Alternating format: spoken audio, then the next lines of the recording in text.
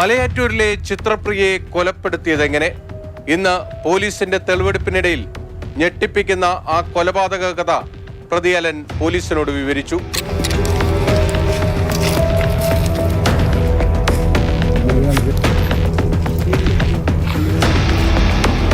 22 കിലോയോളം ഭാരമുള്ള വലിയ ചെങ്കല്ലെടുത്ത് ചിത്രപ്രിയയുടെ തലയ്ക്കെറിയുകയായിരുന്നു.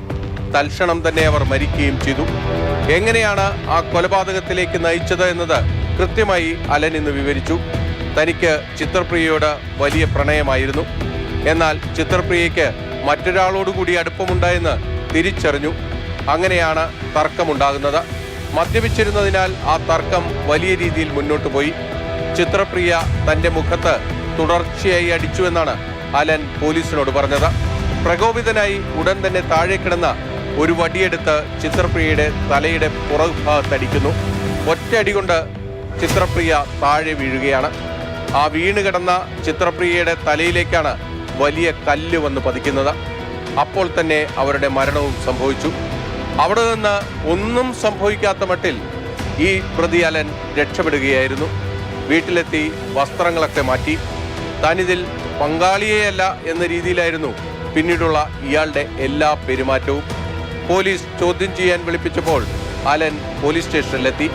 തനിക്കിതിൽ ഒരു പങ്കുമില്ല എന്നതായിരുന്നു ഇയാളുടെ ആദ്യ മൊഴി. ചിത്രപ്രിയയെ വീട്ടിൽ നിന്ന് വിളിച്ചു കൊണ്ടുപോയിട്ടുണ്ട്. അവർ ആവശ്യപ്പെട്ട പ്രകാരമാണ് അവിടെ എത്തിയത്. തിരിച്ചവരുടെ വീട്ടിൽ തന്നെ കൊണ്ടുവന്നു വിട്ടു. ഈ കൊലപാതകവുമായി തനിക്കൊരു ബന്ധവുമില്ല എന്നതായിരുന്നു അലന്റെ ആദ്യത്തെ വാദം. പക്ഷേ പോലീസിന് സംശയങ്ങളുണ്ടായിരുന്നു. വിശദമായി ചോദ്യം ചെയ്തപ്പോഴാണ് ഇയാൾ കുറ്റസമ്മതമടക്കം നടത്തിയത്.